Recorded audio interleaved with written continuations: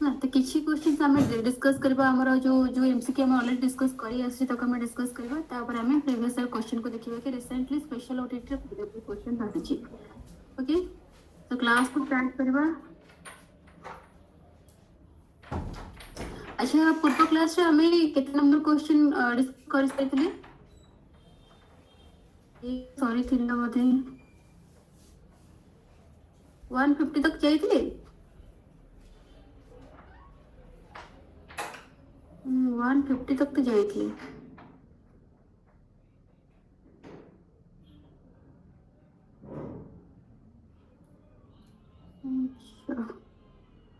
एवठू ही start हवा I think हाँ एवठू ए 151 नु स्टार्ट हवा पूर्व क्लास रे हम 150 क्वेश्चन हम डिस्कस करिछि आज हमें नेक्स्ट 50 क्वेश्चन हम डिस्कस करबा एथरो डिस्कस करबा तापर हमें प्रीवियस ईयर क्वेश्चन को हम देखिबा ओके देखो 151 क्वेश्चन अछि which of the following is ए की फैक्टर इन सोशल डेवलपमेंट जो चारटा ऑप्शंस अछि चारटा ऑप्शन ने कोटा को से कोइ की फैक्टर सोशल डेवलपमेंट पाएंगे मोटे छी हमर genetic inheritance peer interaction physical growth memory retention तो जेनेटिक जो इनहेरिटेंस अछि एटा हमर कोन हेरिटेड ही आसी पीयर इंटरेक्शन जोटे कि हमर सोशल एनवायरनमेंट को इंडिकेट करूची फिजिकल ग्रोथ कहले अगेन ये हमर हेरिडिटी को ही इंडिकेट करूची तापर मेमोरी रिटेंशन तो ये सोशल डेवलपमेंट कथा पड़ी कि को फैक्टरटा एक्चुअली सोशल डेवलपमेंट पाई कि दायी जेनेटिक कहले कोन एटा मु कहले एटा वंश को बुझौची तो एक्चुअली जेनेटिक इनहेरिटेंस हम सोशल डेवलपमेंट थोड़ी ना करे तो करेनी सोशल डेवलपमेंट सोसाइटी कहले कहा को बुझे आम चारिपटे जहाँ सब अच्छी आम जो लोक मान नहीं रोचे आम सब सोसाइटी बोली कहूचे सोसाइटी कहले दले लोक मानकर समूह को बुझाऊँ जो लोक मानकर थिंकिंग अलग अलग थी लोक मानकर जो सपोज कि कास्ट रिलीजन कल्चर सब जिन अलग अलग थाए तो कहीं आम सोसाइटी बोली कहूचे आम बर्तमान आम सोसाइटी को डिवाइडेसन कर देचे के कास्ट बेसिस तो के रिलीजन बेसिस डिवाइडेसन कर देचे किंतु तथापि जब सोसाइटी माने ही डिस्क्रिमिनेशन आसो कहीं सोसाइटी कहारी कहा सहित समस्त जो थॉट अच्छी ये जमा भी इक्वल नुहे तो एत सारा इनइक्वालिटी थे भी आम सोसाइटी समस्ते गैदर होके रोचे तार कारण हूँ कौन ना जेहेतु आम मैंने समस्ते सोशलाइज्ड होचे तो ये कहे कि को फैक्टर सोशल डेवलपमेंट पाई कि दायी जो देखो genetic physical growth memory retention जो अच्छी ये सब आर संपर्क किसी सोसाइटी सहित ना कि यार संपर्क किसी सोशल सहित भी आसुनी जो पीयर इंटरेक्शन अच्छी पीयर मु कही पीयर अर्थ हो कि सेम एज आम सेम एज पिला मान को ही पीयर बोली कह जाए तुम कह पीयर फ्रेंड सामान की प्रायतः समस्ते कहते कि पीयर ग्रुप अर्थ हो कि फ्रेंड सर्कल ये भी सामान नुहे भी कहीं ना जो फ्रेंड सर्कल आमर था तो आम आम सांगर आम एज पिला माने भी आम फ्रेंड होता बेले बेले आम अधिक एज पिला फ्रेंड हो पारे आम कम एज पिला भी फ्रेंड हो पारे कि पीयर कहले ये कम्प्लीटली सेम एज ग्रुप को ही बुझे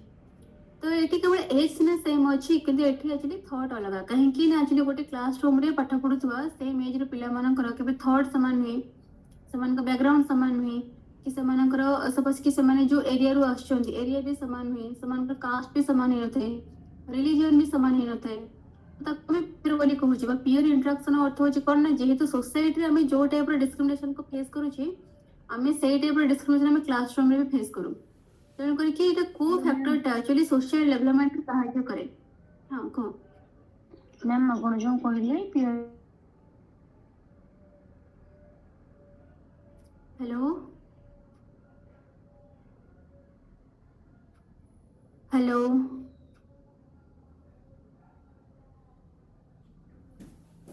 वॉइस आसुनी अच्छा मो वॉइस ऑडिबल होची सॉरी मैम मोर हाथ बाजी के लेट हो गला मैम आपण जो कहले पीयर ग्रुपटा होची सेम एज रो आमे जदि गोटे स्कूल हे पारे बा किछि गोटे पब्लिक सेक्टर रे आमे काम करूछु आमे सेठी सेम एज नो आमे सेही कॉलेज मानन को पीयर ग्रुप कहि परिबा कि नै देखो कौन सी पब्लिक सिटीजन कहले कौन सी पब्लिक प्लेसेस ना आमे पीयर ग्रुप बोली कहि परिबा नाही काहे कि जेमिति कि देखो जॉब करिया पई कि हेले आमे पर्टिकुलरली कहून कि 6 वर्ष तक हेला परे से जॉब करिवो कि 14 वर्ष हेला परे तक जॉब करिवो କିନ୍ତୁ ଆମେ ଆଡମିସନ ଗୋଟେ ଟାଇମିଂ ରଖିଛେ କି 6 ରୁ 14 ବର୍ଷ ପିଲା ଗୋଟେ ଏଲିମେଣ୍ଟାରୀ ଏଜୁକେସନ ରିସିଭ୍ କରିବ, 6 ବର୍ଷ ହେଲେ ପିଲା ଆଡମିସନ କରିବ, 6 ବର୍ଷ ପୂର୍ବରୁ ପିଲାମାନେ ଆମର SCC ସେଣ୍ଟରକୁ ଯିବେ। ତ ୟା ପାଇଁ ଆମେ ଗୋଟେ ସିଷ୍ଟମକୁ ରଖିଛେ। नो डाउट कि आम जो स्कूल को जाऊे कहीं ना कहीं एज बेसिस भी आम डिस्क्रिमिनेशन फेस करुचे भी रोचे, किंतु ये गोटे माने फिक्स रही गवर्नमेंट रो ये गोटे क्राइटेरिया कि फिक्स रही कि पिला 6 वर्ष हेले स्कूल को जीव। यदि मैं क्लास 1 को जीवा मैक्सिमम टू मैक्सिमम पिला आम से 6 वर्ष क्या 6 वर्ष 2 मास क्या 6 वर्ष 4 मास यही टाइप पिला मैक्सिमम ही पाइबा। कि जॉब सेक्टर ता है जॉब कौन ना ये डिफरेंट एज रो पिला मन का पाइबा कहीं जहाँ जिते जॉब होची से जॉइन करूची ना, तो यहाँ पे गम किसी फिक्स एज कही कि एतिकी वर्ष हबो ही ताको इमीडिएटली जॉब दे देची ता नहीं से फाइन ओनली केते वर्ष पिला अप्लाई करि परिबो तापर अप्लाई करि परिबो ना से क्राइटेरिया को फिक्स करूची। अब ते की आसी पारे तेणु करी कि ताको हम पियर ग्रुप बोली कहबानी, किंतु हां हम क्लासरूम रे जो माने अछंती हम मन को हमर पियर ग्रुप बोली कहि परिबा। स्पेशली लागू होची कहा पाए कि ना स्कूल केसेस पे लागू होची। ठीक अछि सो दैट कि जेहेतु हमें पियर ग्रुप आम पियर जो माने अछंती से माने भी तो हमर कोन सेम हमर आम घर जो माने आसी ना कि आम गांव जो माने आसी नथिबे से माने भी अलग अलग एरिया रो आछंती, समानकर थॉट अलग अछि, समानकर भी जो कास्ट हो जो रिलीजन हे जो समानकर कल्चर हे जो ता भी अलग अलग अछि। ता सत्ते भी आम से सहित कौन करुचे ना इंटराक्ट करुचे, आम से सहित साथी होचे, कथा शेयर करुचे, पूरा जो स्कूलिंग लाइफ सरिया पर्यंत आम सांग होकर भी चलीचे। ये जिनिस हमको सपोर्ट कौन कर फ्यूचर आम केमती सोसाइटी एडजस्टमेंट करबा हमको ये बैंक से हेल्प करूचे, से बैंक हमके सहायता करूचे सो दैट कि जो सोशल डेवलपमेंट अछि आर सबटू बेस्ट आंसर हमर हम कि पियर इंटरेक्शन। पढ़ने वाले कहते जो हमरा जॉन डेविड ले जे प्रैग्मेटिस्ट बोली कहूची जनको मॉडर्न एजुकेशन भी कहा छै और अमेरिकन फिलोसोफर है जी हमरा ଗୋଟେ कोटेशन देते कि school is nature of that विद्यालय समाज रो ଗୋଟେ क्षुद्र अंश सोसाइटी पिले जो टाइप जिंस को फेस करे सही टाइप जिनस से हमरा स्कूल भी फेस करे। सोसाइटी कहले गोटे बड़ एरिया बड़ समूह बुझी, किंतु ଆମର ସ୍କୁଲ କହିଲେ ଗୋଟେ ଛୋଟ ସମୂହ ଗୋଟେ ଛୋଟ ଏରିଆ को ବୁଝଉଛି। अदरवाइज आउ सोसाइटी जो टाइप रो सिचुएशन जो टाइप रो प्रॉब्लम चैलेंजेस पिला फेस करूची एक्जेक्टली से सेम जिनस से स्कूल को आसी से फेस करे सो दैट कि school is miniature of the society. तेणु सोशल डेवलपमेंट रे एटा सपोर्ट हमको किए करबो ना गोटे पियर इंटरेक्शन हमको सपोर्ट करूची। देन नेक्स्ट आता है कि in Vygotsky theory language plays a crucial role. Vygotsky theory हिसाब से जो लैंग्वेज अच्छी ये केते बड़ी क्रूशियल रोल प्ले करूची। देखो ये जो क्वेश्चंस अच्छी ये पेडागोजी पाए कि तुमको हेल्प न करि पारले भी तुमको ये एक्चुअली इंग्लिश रे जो पेडागोजी आसबो ये ता पे तुमको सपोर्ट करबो बेटा इंग्लिश रे ए टाइप ऑफ क्वेश्चंस भी पड़े आसी पाए। अच्छा लैंग्वेज प्लेज हमें Vygotsky थ्योरी को हमें ओनली जो कि लैंग्वेज एक्चुअली कौन क्रूशियल रोल फिजिकल डेवलपमेंट रे कॉग्निटिव रे इमोशनल डेवलपमेंट रे या फिर कि मोटर स्किल डेवलपमेंट रे। फिजिकल हमें जानते शारीरिक विकास को ही हमें फिजिकल बोली कहूचे। मोटर स्किल पे और से जिनस पिला दौड़िबा खेलिबा पढ़िबा ए सब जिनस को हमें कोन मोटर स्किल्स बोली कहूचे। इमोशनल भी तुमको कहा जायछि जोठी हमर थॉट कथा आछि कि पावर कथा आछि इंट्यूशन कथा आछि हमर इमोशनल जाउछि। जो कॉग्निटिव डेवलपमेंट होती है जब संज्ञानात्मक विकास बोली कहूचे तो एथि लैंग्वेज रो जो रोल है बहुत क्रुशियल अछि। हला पिलारा कॉग्निटिव डेवलपमेंट करबा ही लैंग्वेज रो सबसे बड़ा रोल अछि। The best example of a formative assessment is formative assessment रो सबटू बेस्ट एग्जांपल कोडा का फाइनल एग्जाम। फाइनल अर्थ ही होचे summative unit test during learning during word आसी गला यूनिटी टेस्ट लिखा है कि ड्यूरिंग वर्ड आसी गला तो ऑब्वियसली आंसर होची unity test during learning. Which of the following is not a characteristic of a democratic classroom? ये कहे ना तले जति कि हमर कैरेक्टरिस्टिक्स अछि ता कोड का डेमोक्रेटिक क्लासरूम रो कैरेक्टरिस्टिक्स नोहे बोली कहे छी। Encourage student participation obviously democratic classroom रे स्टूडेंट्स मान को पार्टिसिपेशन करिया पई कि टीचर्स एनकरेज करंती मोटिवेट करंती टीचर डोमिनेट डिसीजन मेकिंग ये तो बिल्कुल भी नुहे डोमिनेट कथा आसला माने जणे आ जण को ऊपर करछि पावर चलो तो ये तो बिल्कुल भी हबनी तो म्यूचुअल रेस्पेक्ट डेमोक्रेटिक रे म्यूचुअल रेस्पेक्ट कथा कुहा जे परस्पर को माने जणे आमे आ जण सम्मान दवा जणे आ जण को थॉट को बुझिबा this is mutual collaborative learning सहयोगिता है शिक्षण शिखिबा तो ये सब जिन जाउछि बट डोमिनेट बिल्कुल भी आसीबनी तानी नुहे कहिछि तो डोमिनेट नुहे according to Erikson the first stage of psycho social development is Erikson के हिसाब से साइको सोशल डेवलपमेंट रो फर्स्ट कोडा को एटा होछि ट्रस्ट वर्सेस मिसट्रस्ट तो एट कहूछि ओटीटी एग्जाम रे एरिक्सन का थ्योरी ऊपर किछि भी क्वेश्चंस आसीबो नाही हला कोहलबर्ग का थ्योरी हो कि एरिक्सन का थ्योरी हो ओटीटी एग्जाम रे आंको थ्योरी किछि भी क्वेश्चन आसीबो नाही तम सिलेबस रे आंको नाही जानि जे तमटे सीटेट रे क्वेश्चंस आसीबो सीटेट बहुत क्वेश्चन मन को आसे कि ओटीटी रे आसीबो नाही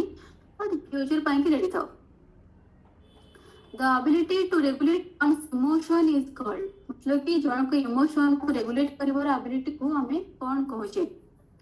emotional intelligence cognitive intelligence physical and social intelligence तो ऑब्वियसली हमर कोन हबो इमोशनल इंटेलिजेंस को कहीं कि एक्चुअली इमोशन को रेगुलेट करबा कथा कहै छै बा इमोशन को कंट्रोल करबा कहै छै हैंडल करबा कथा कहै छै दैट मींस कि इमोशनल इंटेलिजेंस को इंडिकेट करै then dysgraphia affect a child graphia अर्थ होची को राइटिंग ग्राफ रेट आसी सो दैट कि dysgraphia अर्थ होची जो चाइल्ड पाखरे राइटिंग को नेकी प्रॉब्लम फेस करंती बा राइटिंग डिसेबिलिटीज थाए तब हमें dysgraphia बोली होची बा राइटिंग डिसेबिलिटीज को हमरा dysgraphia बोली कहै जाय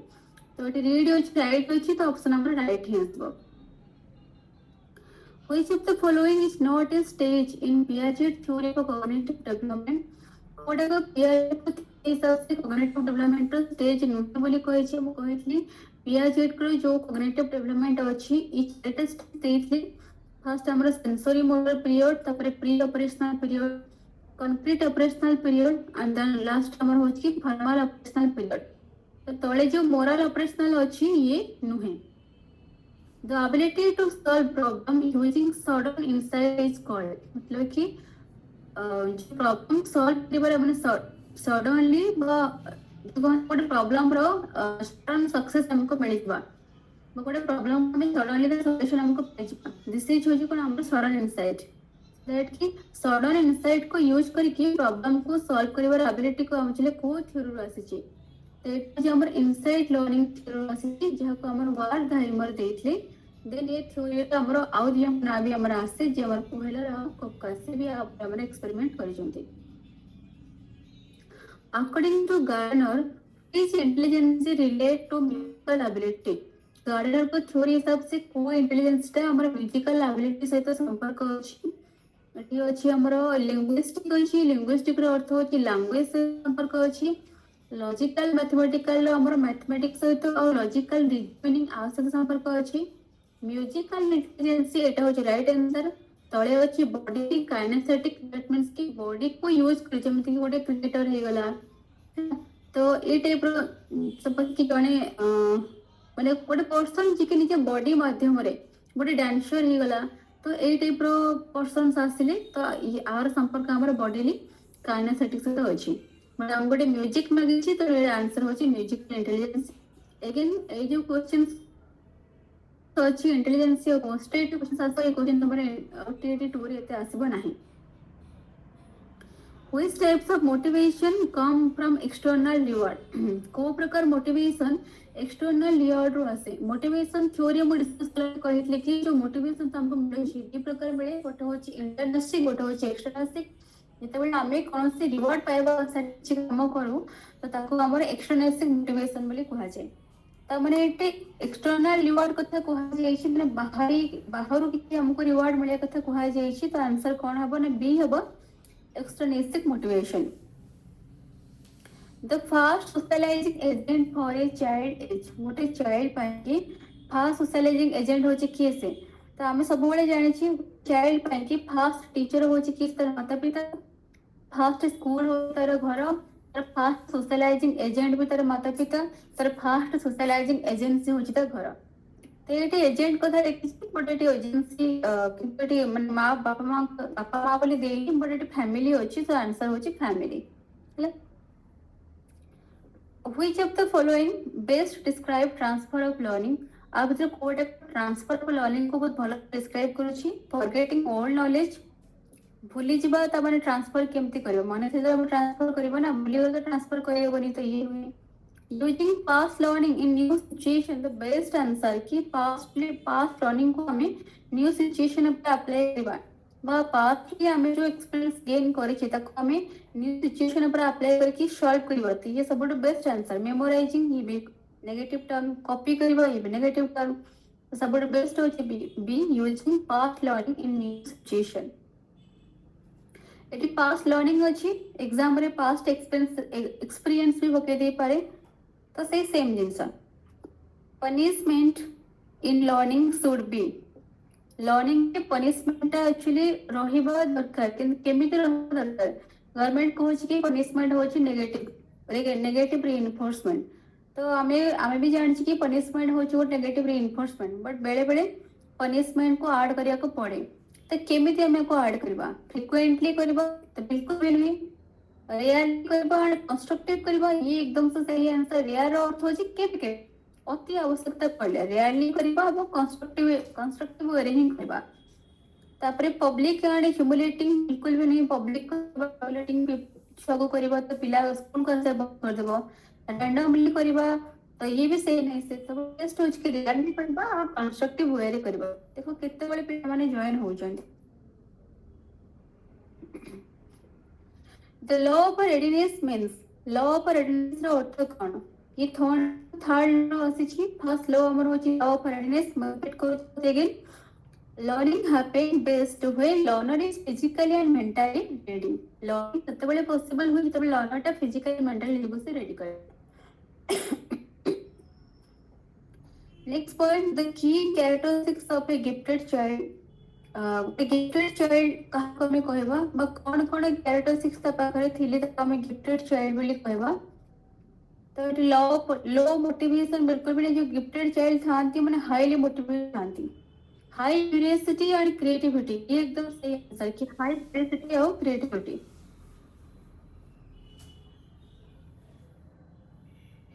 Which of the following is not a function of a formative assessment? Code का formative assessment रो फंक्शन नुहे।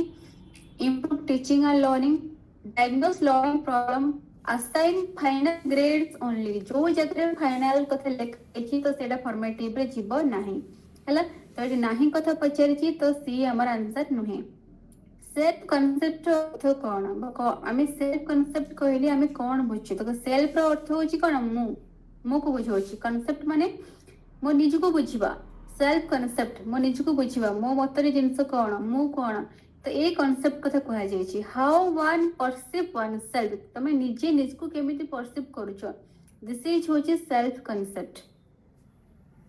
The term reinforcement refers to punishing unwanted behavior, strengthening a behavior by consequence, ignoring behavior, या फिर कि forgetting learned information। देखो reinforcement भी दी प्रकार अछि, positive और नेगेटिव। पिला हमें पॉजिटिव reinforcement देथो, नेगेटिव reinforcement देथो। reinforcement काहे की दिया जे ए वर्ड किए देथले? जो हमर बीएफ स्किनर थिले जे कि हमर पिजियन ऊपर रैट ऊपर एक्सपेरिमेंट करिसंती, जहाँ थ्योरी को हमें ऑपरेंट कंडीशनिंग बोली कहूँ, तो सी एक्चुअली वर्ड को दे रीइंफोर्समेंट वर्ड को देछंती। रीइंफोर्समेंट कौन करे ना, एक्चुअली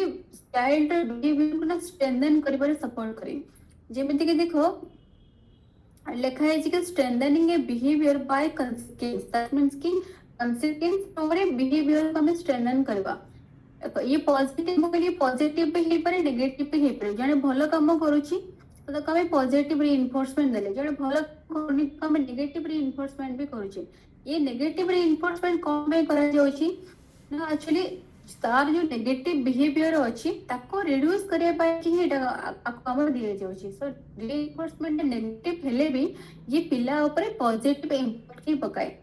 जेमिति कि देखो कि आम पिला टीवी देखुची तो पाठ पढ़ुनी तो आम कहले कि टीवी बंद करदेले ता हाथ रिमोट नेगले कि जो जाए जो टास्क करिनु से टीवी देखि पारिबु नहीं जिते टास्क करदेबू से टीवी देखा दिज्व सो आम हाथ रिमोट को नहीं मैंने आम ये कौन कला नेगेटिव एटा हमर नेगेटिव रिइंफोर्समेंट आसिला कि जो जाए पिला टास्क करेनि से जे पिला को रिमोट दिज्व नहीं पिला टास्क करदेला तापर खुशी कि हम हाथ रिमोट को देलु तो दिस इज कि पॉजिटिव दैट मीन्स कि गोटे बिहेवियर को रिड्यूस करबा नेगेटिव बिहेवियर को रिड्यूस करबा और पॉजिटिव बिहेवियर को स्ट्रेंथ करबा ପାଇଁ दिया जाउची यदि पिला टास्क कंप्लीट कर सारा परे पिला को रिमोट दिया जीवनी ताहले कोन हबो ना पिला नेक्स्ट टाइम इंटरेस्टेड हबनी टास्क कंप्लीट करबा ପାଇଁ कि मु तो टास्क कंप्लीट करले रिमोट तो दबनी ना तो सही type genus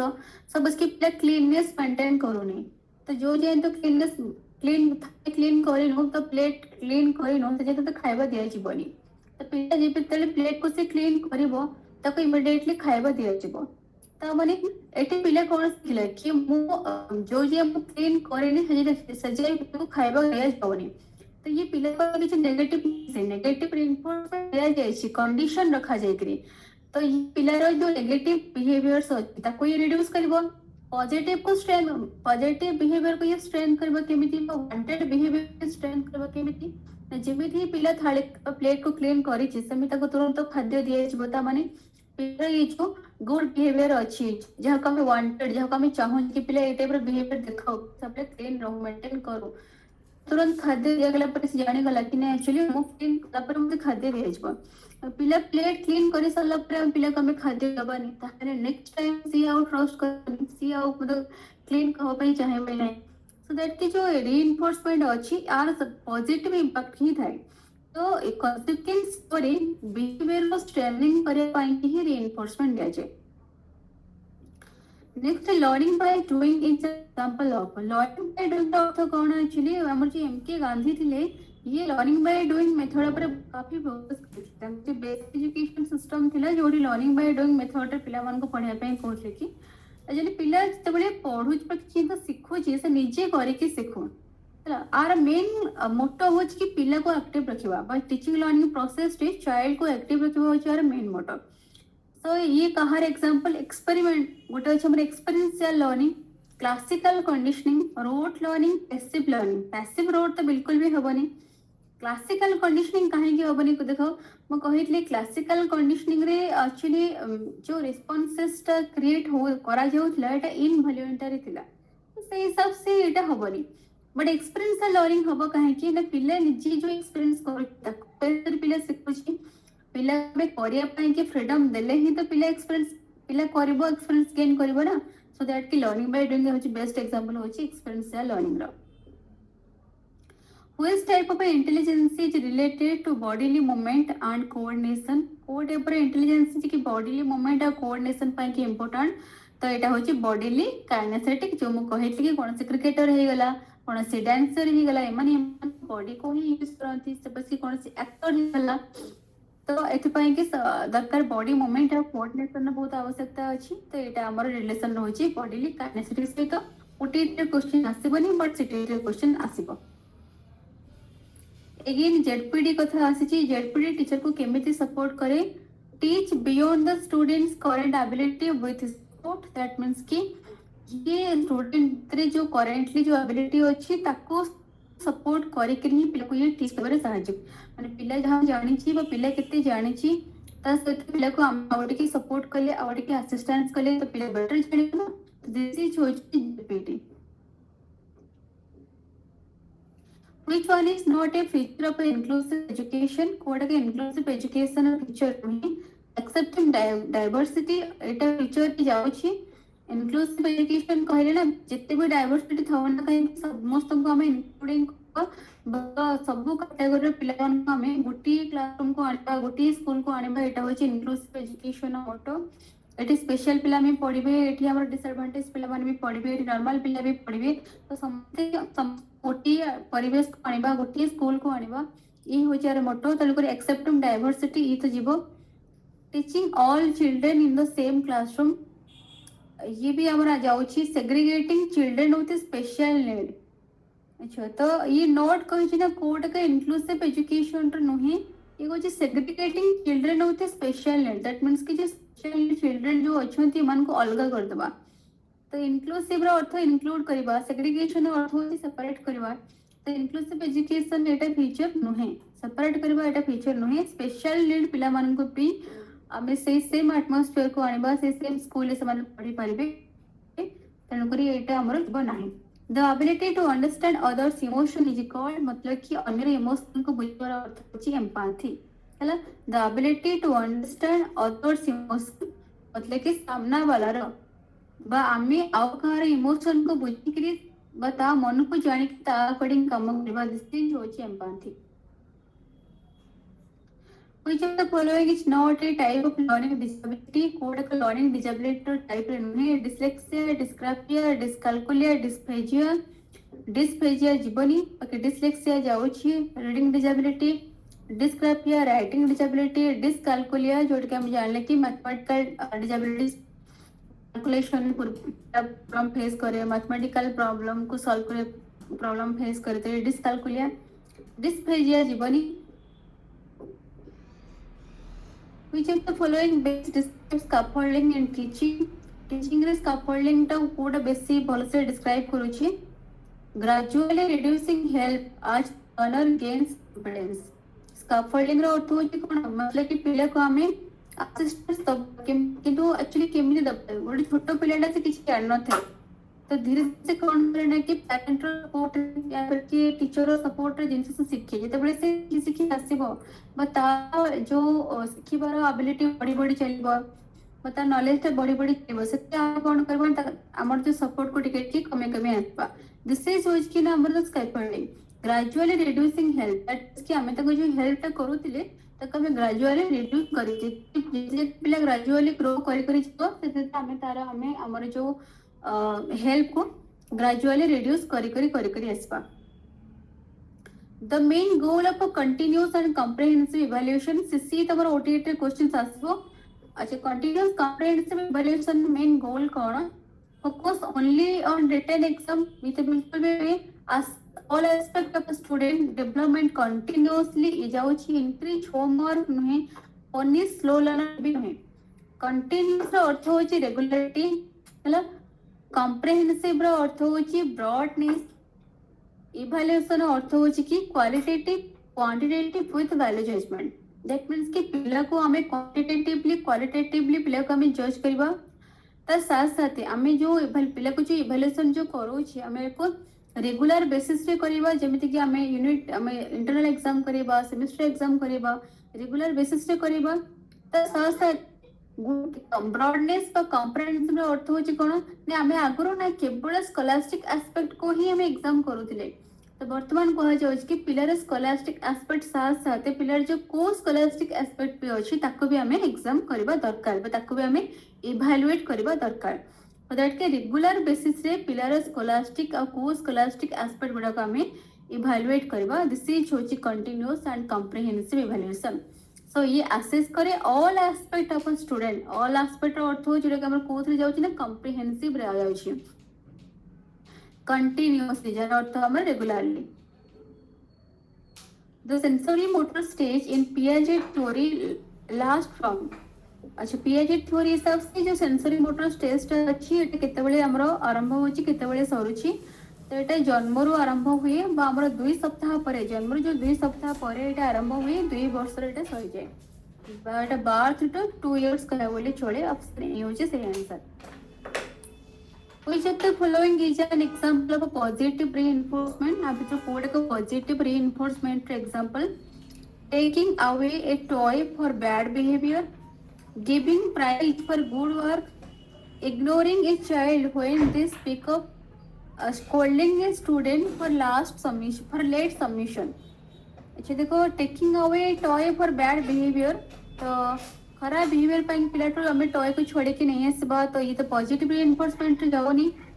ignoring a child when they speak up भी तो जाओनी scolding a student for late submission हमें लेट किसी जिन हमें सबमिट कले तो हमें बा कौन सी जिन हमें लेट हेले तो हमको कौन पॉजिटिव रिइंफोर्समेंट बिल्कुल भी नहीं giving prize for good work काम कले हमको प्राइज दिया जावा तो ये टेस्ट ही जाउची। The ability to reflect on one's own thought process is called, मतलब कि ନିଜର thought process को ବା ନିଜର thought process को reflect କରିବାର ability को କଣ କୁହାଯାଉଛି? ତ ଏଟା ହେଉଛି metacognition।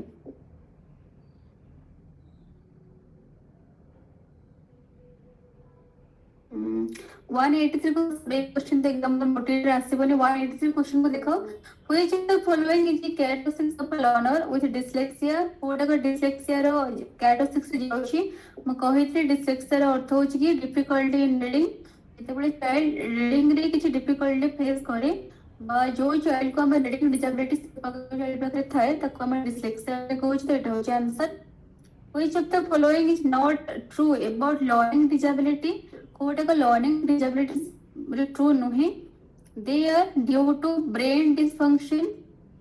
They affect specific academic areas. They indicate low intelligence. They require special teaching method। कहले कि कोटा का learning disabilities ने characteristics नुहे बोली पचारची। लर्निंग डिसेबिलिटी अर्थ होची कोन ना एक्चुअली लर्निंग पर्टिकुलरली लर्निंग रे ही से डिसेबल थिबो। एटा अन्य कोन से कथा आसीबनी। ब्रेन डिसफंक्शंस अछि। They are due to brain dysfunction. तापर लगे they affect specific academic area. तापर डी रे अछि कि they require special teaching method. तो ऑब्वियसली जहार लर्निंग डिसेबिलिटीज थी बस स्पेशल टीचिंग मेथड से निहाती आवश्यक करबो। और ये तार एकेडमिक एरिया को जहाँ पाकर लर्निंग डिसेबिलिटीज अच्छी तार एकेडमिक एरिया को निहाती एटा अफेक्ट करबो। जहार ब्रेन डिसफंक्शन थाए पाकर लर्निंग डिसेबिलिटीज भी देखा जाए किंतु दे इंडिकेट लो इंटेलिजेंस ये नुहे। जहाँ पाकर हाई इंटेलिजेंस अच्छी से माने लर्निंग रे डिसेबिलिटीज पे फेस करंती कि ये सो मेनी टाइप्स से लोगन ये आंसर सी नु। द लॉ ऑफ इफेक्ट को की प्रपोज करथिले EL Thorndike. Observational learning is mainly associated with, तो ये बंधुरा एक रिपीट करूची। ऑब्जर्वेशनल लर्निंग को हमरा सोशल लर्निंग भी कहा जाए। जैसे हमरा सोशल लर्निंग थ्योरी क्वेश्चन पके देथियो तो आर आंसर भी होइसे अल्बर्ट बंधुरा।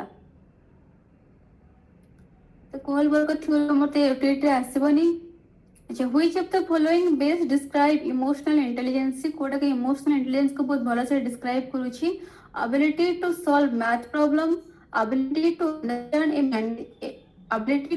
and manage emotion। obviously answer आसीगला ability to understand and manage emotion। तापरे which stage does Piaget say children develop logical thinking about concrete event? को स्टेज रे Piaget कहउछन कि ना स्टूडेंट लॉजिकल थिंकिंग रे develop होबा स्टार्ट करूची। तो ये देखो हमारे जो कंक्रीट ऑपरेशनल अच्छी कहीं देखो ये हमारे कंक्रीट इवेंट लिखा है लास्ट को। तो कंक्रीट इवेंट को लेके केबे से लॉजिकल थिंक करबो केबे तो डेवलपमेंट होची। तो आंसर हो concrete operational. Which of the following is an example of intrinsic motivation? What intrinsic motivation best example studying to get good grade. तो ये एक्सटर्नल पढ़ेसला studying because one enjoying learning ये आसीगला इंटरनेट कहीं ना एक्चुअली तुम learning को enjoy करूछ that कि तुम पढुछ तुमको स्टोरी भल लागुची तुम स्टोरी में बस पढुछ तो एटा हमर इंटरनेट सिख जाउची कि पाइबा से हमें करूने हमको भल लागुची हम एंजॉय करूछ दैट कि हम एटा को करूछ। बाकी देखो विन प्राइज अवॉइड पनिशमेंट ये सब हमर एक्सटर्नेट जाउची। Which of these is not a principle of learning? Kota का learning रो principle नुहे। Learning is active, learning is passive, passive learning रो principle नुहे।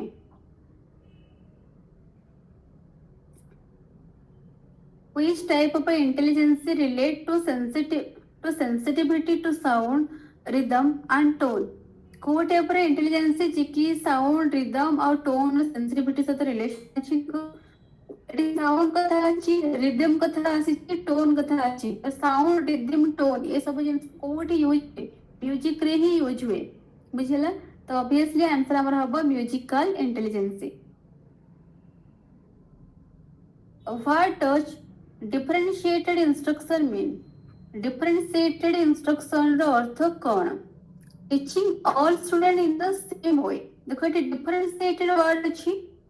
डिफरेंशिएटेड वर्ड अर्थ होची कोन ना भिन्न भिन्न बा अलग अलग किंतु ये सेम कथा लिखा जाइए हम सब पिला सेम मेथड रे पढ़ेबा सब पिला सेम जिनस टीचिंग करबा teaching all student in the same वे तो ये आंसर केबे भी हबनी सेम होइले आंसर केबे हबनी adjusting teaching method to meet diverse learners needs आमे टीचिंग मेथड को एमिति एडजस्टिंग करबा जेमिति कि ये जेते प्रकार लर्नर्स आम क्लासरूम रे अछंती जेते प्रकार डाइवर्स आम क्लासरूम रे अछंती जेमिति कि समस्त का मीट को एक्चुअली ये फुलफिल करि पारुथबो बा समस्त का नीड को ये मीट करि पारुथबो दिस इज व्हिच हमर के स्टेटेड इंस्ट्रक्शन क्लासरूम रे जिते भी हमर पर्सन्स अछंती समस्त का भितरे डिफरेंसेस अछि ड्यू टू कोन इंडिविजुअल डिफरेंसेस ना तो गोटे व्यक्ति आ गोटे व्यक्ति ठो कोन अलगा सब सेक्टर रे अलगा किंतु ता सत्ते भी आमे तले क्लासरूम रे क्लास नउछि सब पिला सेम टॉपिक पढोइले समस्त बुझि परिबेनी तो एटे टीचर टे कोन करे ना निज टीचिंग मेथड को एडजस्ट करे पे पड़े जेमिति समस्त एक्चुअली बुझि परिबे समस्त रिक्वायरमेंट फुलफिल हे परिबो तो एटा अछि हमर answer B Which of the following is not an emotional developmental milestone? कोडे को emotional developmental milestone रे जाऊनी recognizing own emotion, controlling impulses, working independently तो देखो working independently स्वाधीन इमोशन से कौन रिलेशन अछि किछि रिलेशन ही नहीं the ability to delay gratification is a sign of तो अगेन हमर इमोशनल इंटेलिजेंस रे ही आछि तो एबिलिटी टू डिले ग्रेटिफिकेशन कहार एक्चुअली साइन एटा होची इमोशनल मैच्योरिटी रे होची साइन की आइडिया बिहाइंड कंस्ट्रक्टिविज्म क्वेश्चन कोन की आइडिया अछि knowledge is passively receive passive तो नहीं फिर हम कहितली कंस्ट्रक्टिविज्म को हिसाब से स्टूडेंट आज बा लर्नर आज लर्नर आज ए नॉलेज कंस्ट्रक्टर लर्नर निजे ही नॉलेज को कंस्ट्रक्ट करछि अकॉर्डिंग टू कंस्ट्रक्टिविज्म तो इट पैसिव केमथि हो तो बनी learner actively construct their own knowledge तो इट होछि सही आंसर कि लर्नर निजे एक्टिवली निजे नॉलेज को से कंस्ट्रक्ट करछि which of the following is a feature of formative assessment कोड का फॉर्मेटिव असेसमेंट रो फीचर रे जाउछि provide feedback to improve learning obviously formative assessment एतपे करूछि कि पिला को टाइमली फीडबैक ले जाओ तो पिला निजो स्ट्रेटजी को चेंज करबो कि नुवा प्लान करबो कोन ता वीकनेस छी कोन ता स्ट्रेंथ अछि कुते आईडिया मिल जबो तो एक्चुअली प्रूव मतलब फीडबैक पाइ की कर जे द पास सोशलाइजिंग एजेंट अगेन की होबो ना फैमिली होबो which of the following is not a type of learning disability code का learning disability नोहे dyspepsia अछि ते नोहे बाकी सब हम जाउ छी process by which learner use previous knowledge to understand new information जो प्रोसेस रे गोटे चाइल्ड कोन करूछन प्रीवियस नॉलेज को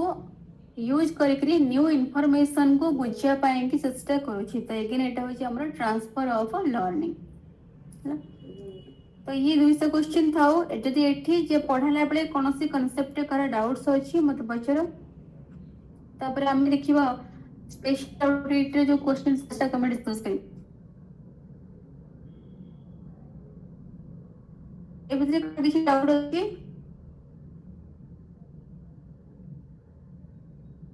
नो मैम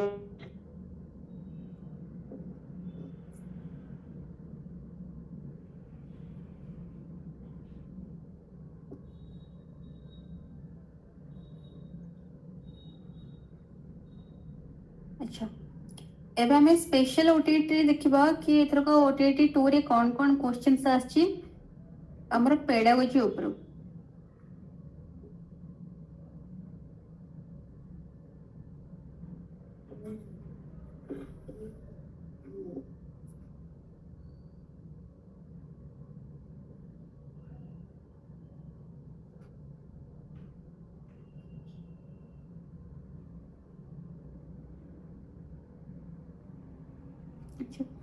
ये क्वेश्चन टा ही मो नेट रू ही डाउनलोड करछि एटा हम ये रू नहीं मतलब कि सार तो एटा शेयर करनो सार शेयर करनथले बट एटा हमर जो साइट जो अछि ना एक एटा कि जो ऐप अछि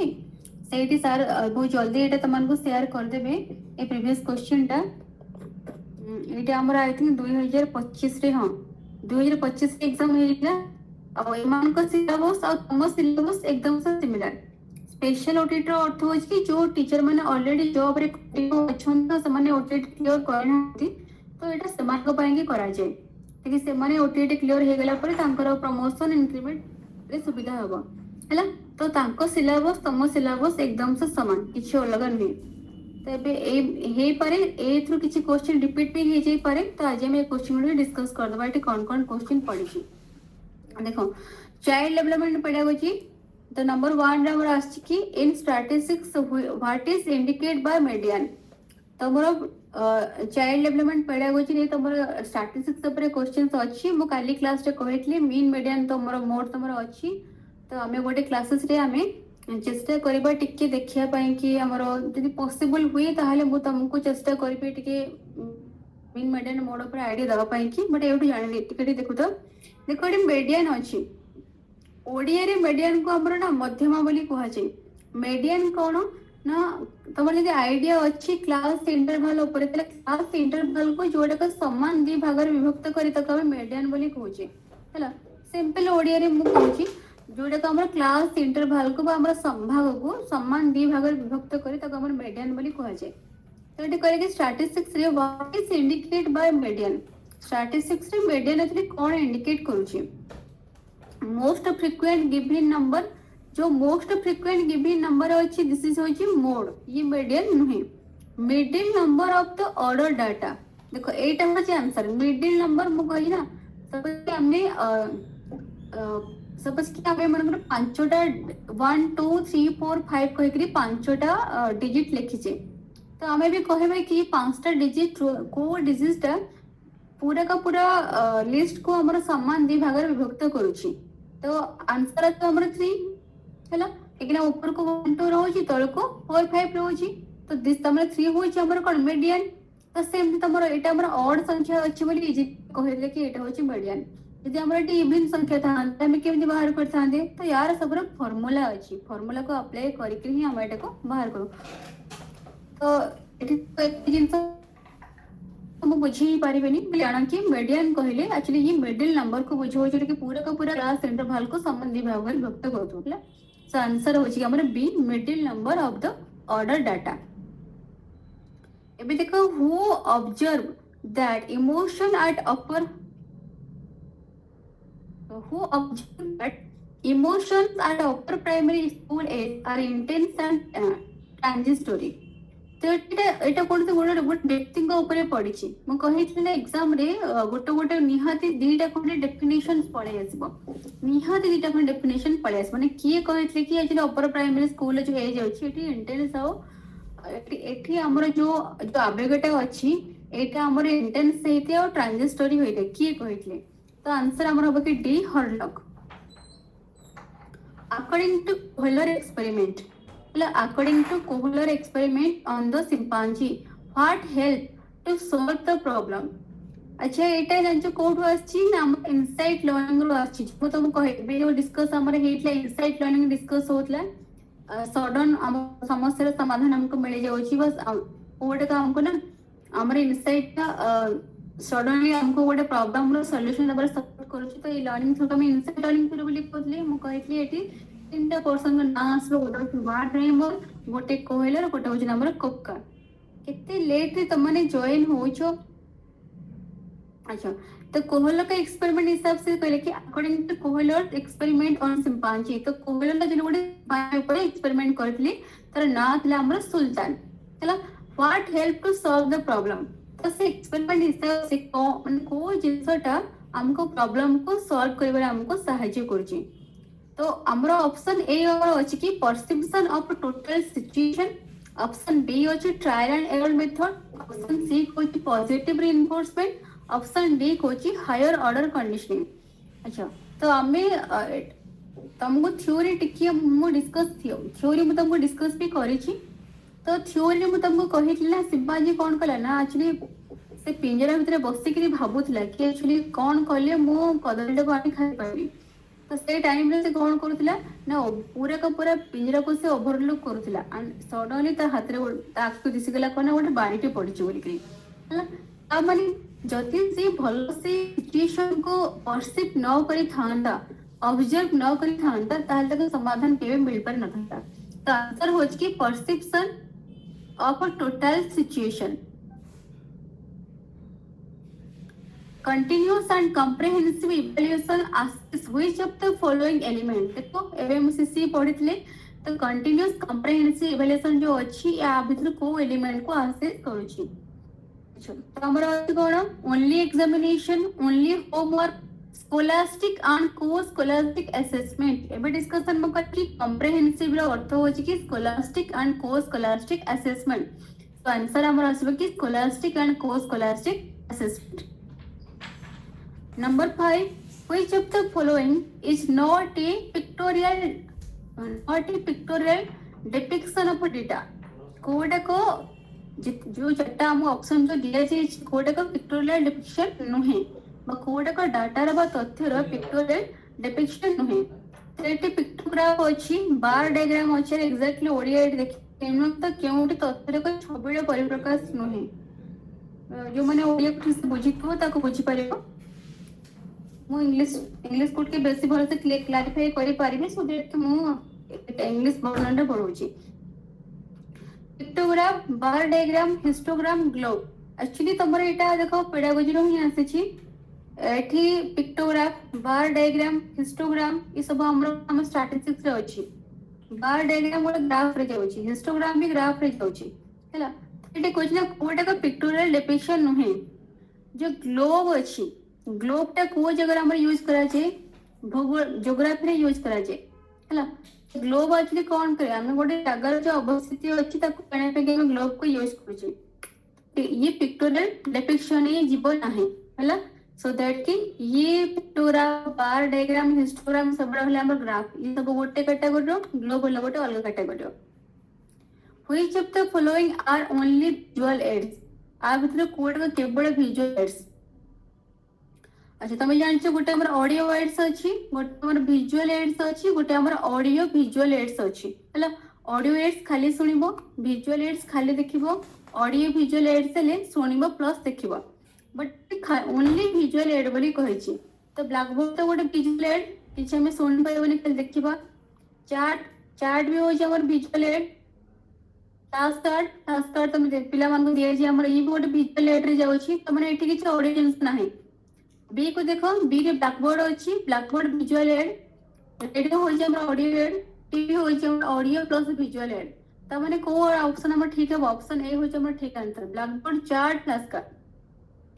number 7, which period is known as stage of a stress and stroke. एते थोड़ा ये क्वेश्चन रिपीट हेलानी आ एते वेल ये क्वेश्चन रिपीट हेलानी माने हमको देखु छी कि 2019 से मो देखिया छी ये क्वेश्चन रिपीटेडली आसुची हला। बेले बेले पचार किए कहिते, बेले बेले पचार को पीरियड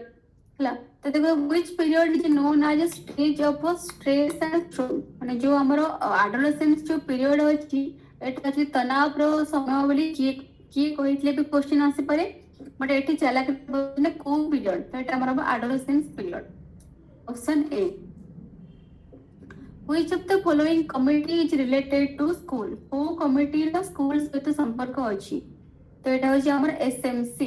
स्कूल मैनेजमेंट कमिटी हला। हमरो दीटा कमिटी अछि, गोटे होछि एसएमसी, गोटे होछि एसएमडीसी। हमर एलिमेंटरी एजुकेशन पय कि एसएमसी काम करूछि, स्कूल मैनेजमेंट कमिटी काम करूछि हला। तापरे map comes under which category of TLM. जो मैप अछि पिला हम मैप यूज करी ज्योग्राफी पढौछि, हिस्ट्री रे भी सपोर्ट करे। Map comes under which category of TLM. TLM रो अर्थ होछि टीचिंग लर्निंग मटेरियल। तो मैप टा को कैटेगरी जाउछि। एडुएटी ऑडियो अछि, विजुअल अछि, ऑडियो विजुअल अछि, तापरे प्रोजेक्टेड अछि। कोन हो आंसर।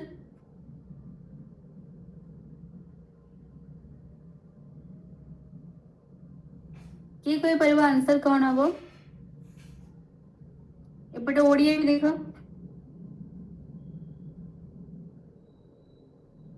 ऑब्वियसली मैप ता पिला तमे देखि के तो पढौछि ना। गोटे कांथरे गोटे मैप ता तमे टांगी दउछि, पिला देखि तो पढौछि ना। से तो किछ पिला सुनुनी। तो मैंने डबल कोथरे जाउची विजुअली जाउची बुझी तो मैप रो अर्थ को मानचित्र आमे गोटे मानचित्र कांथरे टांगी छु पिलिगिरी पढौछु तब एटा विजुअली तो जाउची ना तब देखो एटा which category which of the following is not a characteristics of a good test देखो मु काली क्लास एटा पढैतली बिल्कुल भी प्रीवियस क्वेश्चन देखिनी बट काली क्लास रे डिस्कस करथली बबे देखो तब माने ही मत आंसर कर ये कहे परबो कोटे का हमरो गुड गुड टेस्ट कैरेक्टरिस्टिक्स से जाओ एनीवन जो माने काली क्लास अटेंड करतो फर्स्ट टू सब निश्चित कहि परबो को मते की आंसर कोन हबो option B thank you so much कौन तो ना नरेश साहब thank you so much Naresh actually attentively class listen करबार एटा ही होची फायदा ना हम काली क्लास रे कहितले कि रिलायबिलिटी वैलिडिटी ऑब्जेक्टिविटी और प्रैक्टिकबिलिटी चार्टर सब रे हम कहितली बट एटा हम अकाउंटेबिलिटी कहि नथली बुझिला सो दैट कि आप जर कोडे के नहीं पचेर छी सो दिस इज होची accountability then 11 question number 11 what is the purpose of formative evaluation ro code का उद्देश्य take decision what to measure assess achievement at the end आसीगला पण ये हबरे assess progress of learning find out learning difficulties this is which is the purpose of formative evaluation the answer कौन हबो eighty question देखो निहाती difficult लगे question रो answer करे पाएंगे फिर भी चेष्टा करो बी तो नुहे बाकी कोडा को हबो मैम सी हबो हां सी किंती हबो लर्निंग को प्रोग्रेस करे जो फॉर्मेटिव असेसमेंट थैंक यू तो एटी प्रोग्रेस वर्ड अछि तळे जो हमर अछि फाइंड आउट लर्निंग डिफिकल्टीज तो एटा पे हम डायग्नोस्टिक इवैल्यूएशन करूचे किंतु लर्निंग रो प्रोग्रेस पाई कि हम ड्यूरिंग द टीचिंग ही हम कोन को इवैल्यूएट करूचे ना दैट के एटा होचे हमर assess progress of learning thank you 12 number questions choose the right sequence in relation to curriculum development जदि हम करे पे कि चाहिबा ताहाले आ राइट सीक्वेंस कोन आमे नै से एटा एक्चुअली अगर मतलब कि जो करिकुलम कंस्ट्रक्टर माने अछि डेवलपर माने अछंती ए माने कि दै छंती त टेलर हुंतु सो आप केमती आमे अरेंज करबा हम इसके preparation for learning material second अछि formulation of instructional objective determination of the content selection of a learning experience so that कि कोन हमर प्रथमे आसीबा फर्स्ट हमर अछि फॉर्मुलेशन ऑफ इंस्ट्रक्शनल ऑब्जेक्टिव आगे में इंस्ट्रक्शनल ऑब्जेक्टिव को फॉर्मुलेट करबा म कहतली जो हमर इंस्ट्रक्शनल ऑब्जेक्टिव्स अछि हमर तीनटा हमर अछि cognitive domain affective domain psychomotor domain curriculum को डिजाइन कला पे हमें ये 3 डोमेन को भी फोकस करू हला काहे कि ना एक्चुअली करिकुलम रो माने नै जे खाली कॉग्निटिव डेवलपमेंट हबो कॉग्निटिव साथ साथ अफेक्टिव और साइकोमोटर डेवलपमेंट भी हबा दरकार तेणु करी कि गोटे करिकुलम को डेवलप कला बेले फर्स्ट हमें जति कि हम पाखरे जति वर्तमान ऑप्शंस अछि ता भीतर सबटो फर्स्ट हमरा आसीबा कि इंस्ट्रक्शनल ऑब्जेक्टिव को फोकस करबा तो एटा हमर कोथि 2 जाउछि दी माने डबल आई टी जाउछि तो हमर ऑप्शन ए रे ही हमर डबल आई फर्स्ट रो अछि एटी हमर आंसर बन जाउछि तापर डिटरमिनेशन ऑफ द कंटेंट तापर हमें कंटेंट कौन रखिबा यदि हमें इंस्ट्रक्शनल ऑब्जेक्टिव को फोकस करबा तो से अकॉर्डिंग कौन कंटेंट रखिले कंटेंट अंडर हमर 3 डोमेन्स आसपत को हमें देखबा हला तापर सिलेक्शन ऑफ लर्निंग एक्सपीरियंसेस आसीबो एंड लास्टली हमरा से प्रिपरेशन ऑफ लर्निंग मटेरियल देखो आंसर एटी बनी जाउछि कि लर्निंग मटेरियल हमें कितना लर्निंग मटेरियल का डिसाइड करू करिकुलम रे ही सरला परे तापर हम भाबी हम पिला को कोन मटेरियल यूज करके पढेबा केमिति पढेबा तेणु कर कि ये जो आईटा अछि ये हमर सब लास्ट ही आसीबो option A is correct answer 30 number question right to education act 2009 is meant for the children of which age मैं भी जस्ट एग्जांपल देथली अच्छा को तो आंसर कौन हबो जो मते जो क्वेश्चन सब जो करथले कि पीयर ग्रुप को नेथली मु सेठी एक्चुअली आंसर देथली को आंसर कौन हबो के कहबो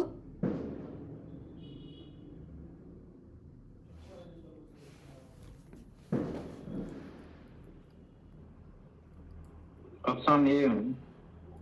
थैंक यू ऑप्शन ए 6 ରୁ 14 ହେଲା राइट टू एजुकेशन एक्ट 2009। अच्छा देखो ये जो क्वेश्चन नंबर नाही are right to education act 2009 तो ये दीटा क्वेश्चन आसे गोटे 2009 अछि और 2010 अछि। हमर राइट टू एजुकेशन एक्ट 2009 रे हमर आसीथिला